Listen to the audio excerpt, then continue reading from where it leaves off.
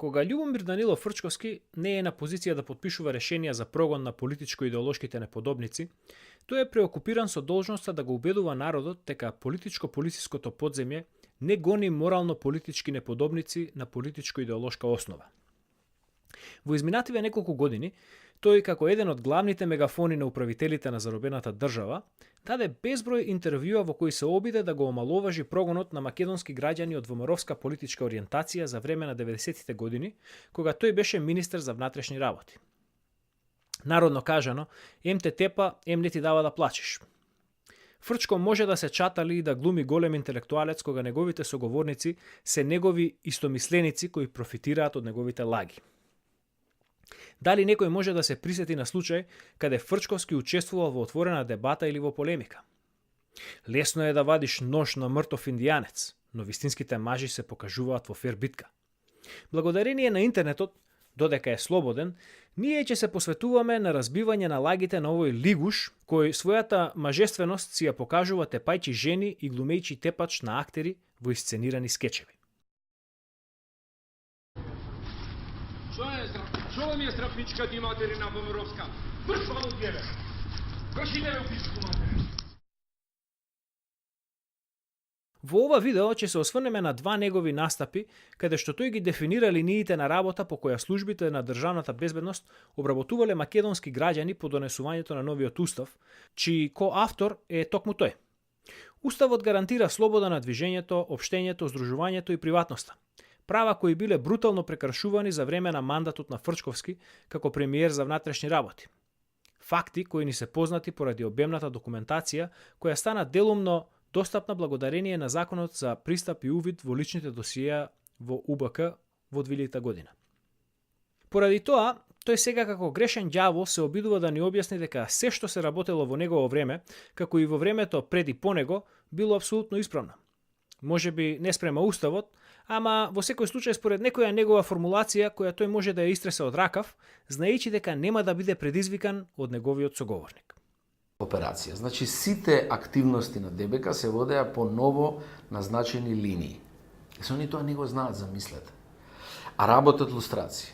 Значи, сите ова што беше работа против поредокот, тоа идеолошка момента, односно конфузија на комунизмот, класични линии имаше, значи екстремизам бугарски, екстремизам грчки, екстремизам српски, екстремизам албански, екстремизам, фундаментализам во смисла на религиски екстремизам. Тоа е класика на работа на ДБК секаде. И сите се преуредија согласно екстремизмот, што е карактеристика од претходниот систем. Екстремизам значи употреба на насилство во промоција на политичката идеја. Значи само тоа службата го напаѓа. Не е различната идеја, да речеме федерализација за Македонија, бугарски екстремизам. Не, употреба на насилство за промоција на федерализација на Македонија, тоа методите се опасно. Да. Не. Значи, Фрчковски тука вели дека кога службата во негово време гонела по линија на работа македонски екстремизам, таа исклучиво гонела луѓе кои вршеле насилни акти во име на некаков македонски национализам, кој самиот останува недефиниран. Како и да е, тој тврди дека ненасилното пропагирање, промовирање и залагање за политички промени, вклучително и екстремната идеја за федерализација на државата, што претпоставува промена на уставниот поредок на републиката или измена на нејзините граници, било исклучено од прогонот кој неговата служба го вршела по линија на работа македонски екстремизам, како и другите екстремизми кои тој ги наведува. Овие за кои тврдите дека имало основано сумневање дека работат за странски служби против уставниот поредок, дали во процесот сепак имаше некои невини жртви? Која е вашето мислење? Не знам. Можам да кажам дека овие што ги навеле тие ни еден не е невин. Ни еден, апсолутно. Тоа може да го потврдат сите што биле вклучени, само јас. Ти велам била стотина луѓе. Меѓутоа, интересно е прашањето. Зошто? Дури на членовите на комисијата кои ги третирале како неам како ги третирале, не им дале да ги погледаат досијата на тие луѓе. Значи им дале извештај сумарен направен од ДБК дека тој и тоа лице е прислушување, кршени се човековите права. Каков е? Може ли 1000 такви да најдат? Секој случај во ДБК има мерка на следење и прислушување. Секој. Значи не 15, 1015, сите можеле да им ги дадат. И да речат, во сите случаи кршење човековите права. Глупости. Они требале да им ги дадат досијата да видат дали тие луѓе има основа за тоа или нема основа. Доколку прогонот по оваа линија на работа бил исклучиво резервиран за оние кои употребувале насилство, како што вели Фрчковски во првиот клип, и доколку знаеме дека според изјавите на поранешниот директор на Државниот архив Зоран Тодоровски, во тој период биле обработувани помеѓу 4 и 20.000 лица, тогаш за оваа втора изјава на Фрчковски, дека сите прогонувани биле виновни да биде точна, Македонија во 1990-те години требала да искуси своевидна граѓанска војна.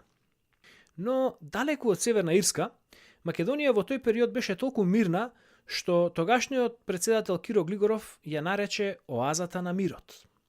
Очигледно, Фрчковски некаде лаже.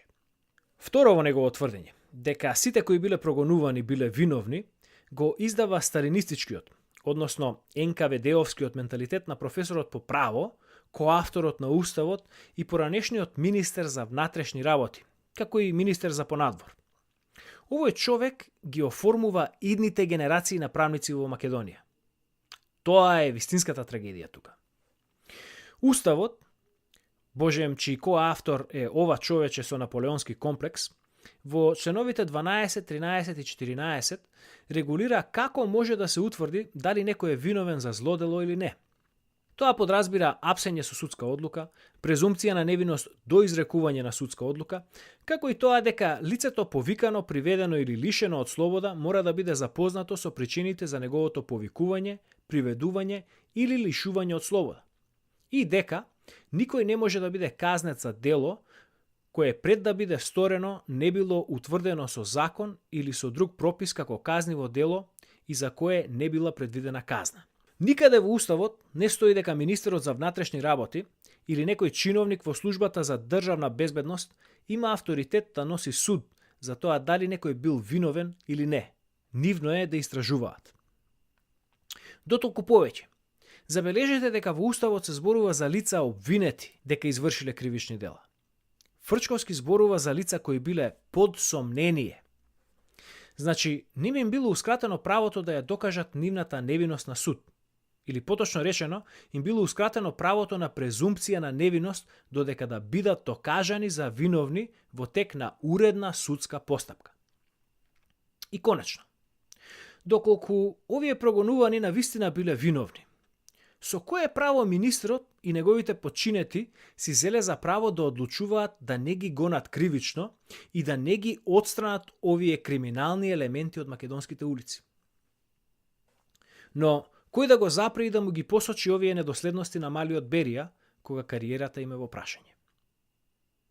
Доколку ви се допаѓа нашата содржина, ве молиме да го споделите видеото со некој ваш пријател и да се зачлените на нашиот YouTube канал, односно да кликнете на копчето subscribe и да ги вклучите нотификациите за да бидете автоматски ажурирани кога ќе го постираме нашето следно видео.